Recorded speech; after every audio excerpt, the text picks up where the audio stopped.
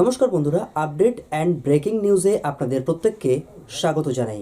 লক্ষ্য কণ্ঠে গীতাপাঠ নিয়ে চাঞ্চল্যকর ফেসবুক পোস্ট অনুপম হাজরার। অনুপম লেখেন, এটা যদি সত্যি হয় তাহলে তো সাংঘাতিক ব্যাপার। শেষ পর্যন্ত লক্ষ্য কণ্ঠে গীতাপাঠ, এখান থেকে দুর্নীতি টাকা উপার্জন শুরু। হায় রে, এরা কি আদৌ হিন্দু? অবশ্য সংগঠনের কাছের লোক হলে শত চুরি এবং দুর্নীতির অভিযোগ থাকলেও কোনো পরিবর্তন হবে না, উল্টে মেয়াদকাল আরও বাড়তে পারে। আর কতদিন যে চোর মুক্ত বিজেপি চাই বলে গলা ফাটাতে হবে তো কে জানে। আরও একবার বিজেপির কেন্দ্রীয় নেতা অনুপম হাজরার সোশ্যাল পোস্ট ঘিরে হইচই পড়ে গেল। কেন জানেন?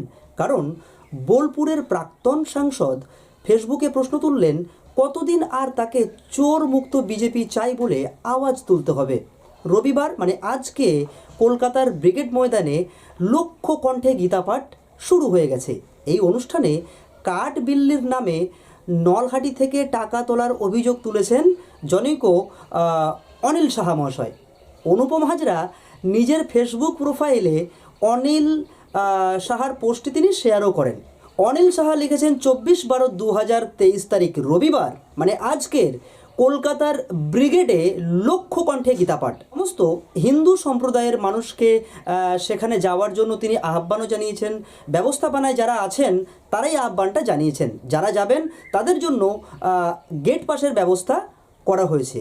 কিছু কিছু ভিআইপি লোককে ভিআইপি কার্ডও দেওয়া হয়েছে, তাতে কোনো সন্দেহ নেই। কিন্তু কোথাও 1000 টাকা নিয়ে কার্ড দিতে হবে এই ধরনের নির্দেশ দেওয়া হয়নি। এই ধরনের নির্দেশ না দেওয়া সত্ত্বেও বীরভূম জেলার বিজেপি জেলা সভাপতির নির্দেশে বীরভূম জেলার নলহাটি এলাকা হইতে কিছু কিছু লোককে কার্ড বিল্লি করতে দেওয়া হয়েছে। তারা এক একটি কার্ড পিছু 1000 টাকা পর্যন্ত নিচ্ছে বলে জানা যাচ্ছে। এই পোস্টটি শেয়ার করে অনুপম লেখেন, এটা যদি সত্যি হয় তাহলে তো সাংঘাতিক ব্যাপার। শেষ পর্যন্ত লক্ষ্য কণ্ঠে গীতাপাঠ এবং এখান থেকেই দুর্নীতির টাকা উপার্জন শুরু হয়ে গেল বিজেপির শিবিরে।